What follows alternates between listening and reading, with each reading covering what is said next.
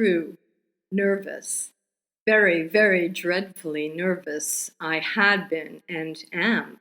But why will you say that I am mad?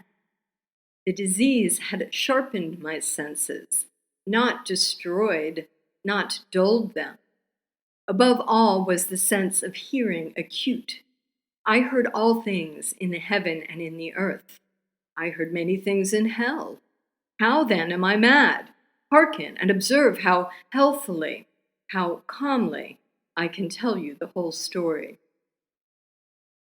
That's from Edgar Allan Poe's story, The Tell-Tale Heart, included in the American Library's copy of Tales of Mystery and Imagination from Wordsworth Editions. The story was first published in 1843 and was written while Poe lived in Philadelphia, Pennsylvania. It tells the story of an unnamed narrator who is haunted by the gaze of his neighbor. He had the eye of a vulture, a pale blue eye with a film over it. Our narrator decides to rid himself of it forever. He stealthily, silently creeps into the man's bedchamber and watches him. And this I did for 7 long nights, every night, just at midnight, but I found the eye always closed, and so it was impossible to do the work, for it was not the old man who vexed me, but his evil eye. Finally he succeeds in rousing the eye from its slumber. I saw it with perfect distinctness, all a dull blue with a hideous veil over it that chilled the very marrow in my bones. And with it the stalker's acute hearing registers the beating of the old man's heart.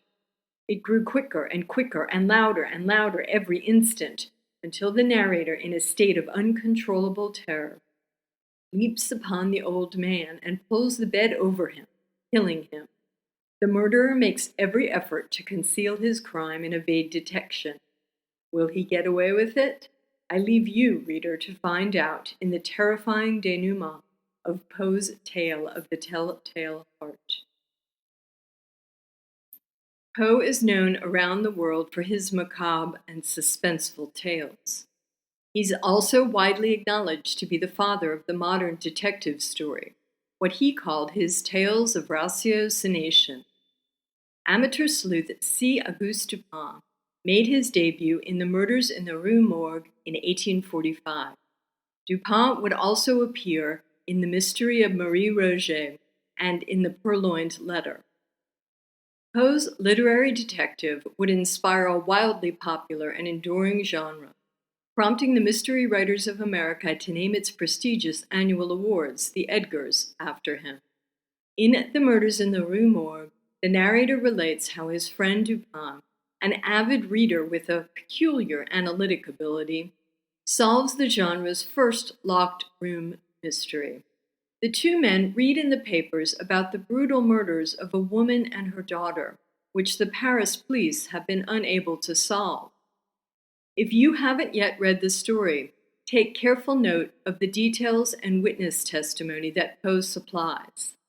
You may be able to crack the case, or at least do as well as Dupin's trusty sidekick, by taking note of Poe's maxim. A vast, perhaps the larger portion of the truth arises from the seemingly irrelevant. In addition to mysteries, Poe wrote Gothic, horror, and science fiction stories, as well as poems and criticism. He lived in Philadelphia from 1837 to 1844 with Virginia, his teenaged bride and first cousin, and her mother. Their home at 532 North 7th Street is now a National Historic Site and museum. Poe wrote some of his best-known stories in Philadelphia, and his time there is said to have been his most productive. But perhaps the most enduring association with Pennsylvania is this. With Edgar Allan Poe in residence, the state achieved the distinction of being the birthplace of the detective story. In these 22 tales of detection, dissolution, madness, and horror, there is something for every fan of the outre. The writer Marilynne Robinson said of Poe's best stories that they turn on guilt concealed or denied, then abruptly and shockingly exposed. I would warn the reader, however, that many of Poe's stories depict graphic violence and a few contain racist stereotypes and language. The book is Tales of Mystery and Imagination by Edgar Allan Poe, available as an ebook in the American Library's collection.